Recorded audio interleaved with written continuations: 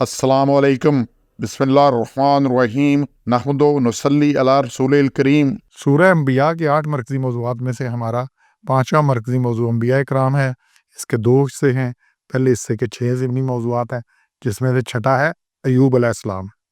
حضرت ایوب علیہ السلام کا دور ہے، یہ حضرت یوسف اور حضرت شعیب کے درمیانی زمانہ میں 1600 قبل مسیح کے قریب مبعوث ہوئے۔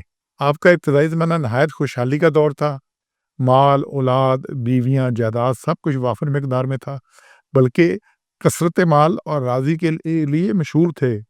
اس دور میں اللہ نے آپ نے شکر بجا لاتے تھے، آپ نے بڑا اللہ کا شکر کرتے تھے۔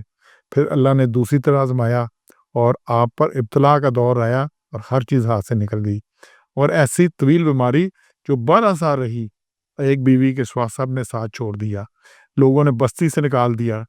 اس دور میں آپ کا صبر و استقامت ضرب المثل بن گیا، اور اسے آج بھی صبر ایوب کہتے ہیں۔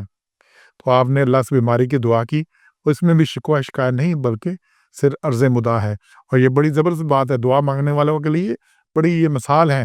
اس آیت میں دیکھیں 83 میں، اس سخت جسمانی تکلیف میں اللہ تعالیٰ دعا کیا کر رہے ہیں کہ مجھے انی مسنی الضر، کہ مجھے پہنچی ہے تکلیف، مس نہیں مس کرنے سے، ٹچ کرنے سے لگ گئی ہے تکلیف، وانت ارحم الراحمین، اور تو سب سے رحم کرنے والا ہے۔ یہ نہیں کہ یہ میں ہی ملا تھا کرنے کے لیے، یہ اور کوئی نہیں تھا، میں یہ ہو گیا، میں مر گیا، لٹ گیا، کیا کہا کہ مجھے تکلیف ہے اور تو رحم کرنے والا ہے، مجھ پر رحم کرا۔ تو پھر اللہ نے کیا کیا، 84 میں فاستجبنا لہو کشفنا، تو اللہ نے ان کی دعا قبول کی اور ان کو کھول دی ان کے لیے۔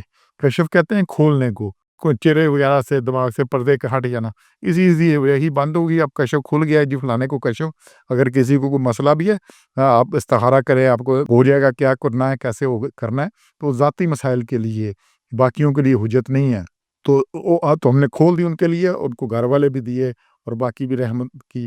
اور اس میں بڑی اہم بات آ رہی ہے، وَذِكْرَ لِلْعَابِدِينَ، اور یہ نصیحت ہے عبادت کرنے والوں کے لیے۔ اس میں بڑی اہم بات آ رہی ہے کہ جو عبادت جس نے کرنی ہے نا، عابد جو بنے ہوئے ہیں، سارے کچھ ہے، جس نے جتنی عبادت کرنی ہے، ان کے لیے حضرت ایوب علیہ السلام نے کی ان باتوں میں بڑی نصیحت ہے کہ خوشحالی میں شکر کرنا ہے اور تنگی میں صبر و استقامت سے کام لینا ہے۔ اور ایوب علیہ السلام اس کا نمونہ تھے۔ اللہ ایسے عابدین کو اللہ مزید نامحاسن نوازتا ہے۔ کیوں؟ تو اس میں پھر اللہ نے ان کی تکلیف دور کر دی۔ تو ایوب علیہ السلام بہت صابر تھے اور قناعت کرنے والے شخص تھے۔ تو جب اس صبر کے امتحان میں وہ پوری طرح کامیاب ہو گئے تو ان کے بے مطالبہ دعا مقبول ہوئی۔ انہیں یہی کہ اللہ تو رحم کرنے والا ہے، تو اللہ نے اسی مقام پر ایک چشمہ رواں کر دیا۔ یہاں وہ بیٹھے ہوئے تھے، بستی والے نکال دیا تھا باہر، ایک جہاں پہ بیٹھے تھے وہاں اللہ نے ایک چشمہ جاری کر دیا، اور حضرت ایوب کو حکم ہوا کہ زمین پر پاؤں مارو۔ پاؤں مارنے سے وہ چشمہ پھوٹ پڑا۔ یہ جو چشمہ رہا ہوتا پاؤں مارنے سے، انہوں نے کہا چشمہ پھوٹ پڑا، جس کا پانی میٹھا تھا، ٹھنڈا تھا، شفا بخش تھا اور جلدی امراض کو دور کرنے والا تھا۔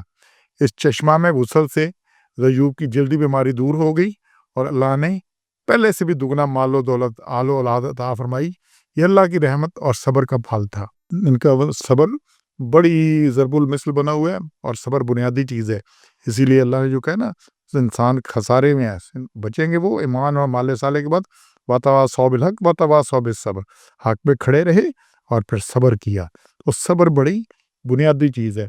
تو جب معلوم دولت ہو، وسائل ہو، فراوانی ہو، ہر چیز ہو، تو شکر کرنا ہے، اور شکر میں اللہ کے آگے جھکنا ہے۔ اور جب کوئی آزمائش آ جائے، کوئی کمی آ جائے، کوئی مسئلہ ہو جائے، تو پھر صبر کرنا ہے۔ یہاں پہ ہمارے کیا ہے کہ صبر کرنے کی نوبت تو نہیں آتی۔ اب جب صدر ایوب تھا تو یہ چلتی تھی بات کہ صدر ایوب دینے والے صبر ایوب بھی دیا ہوتا، تو ہم نے صبر ایوب بھی چاہیے، تو صدر ایوب کے مقابلے بھی چاہیے، اپنے باطی مسائل میں نہیں چاہیے۔ انشاءاللہ ہم نے اس صبر کی بھی یہ مثال ہے ہمارے لیے، ہم نے سمجھنا ہے، اور کسی بھی مسئلے پہ ہو تو تکلیف تو صبر کرنا ہے۔ سبحان ربک رب العزت عما یصفون، وسلام علی المرسلین، والحمد للہ رب العالمین۔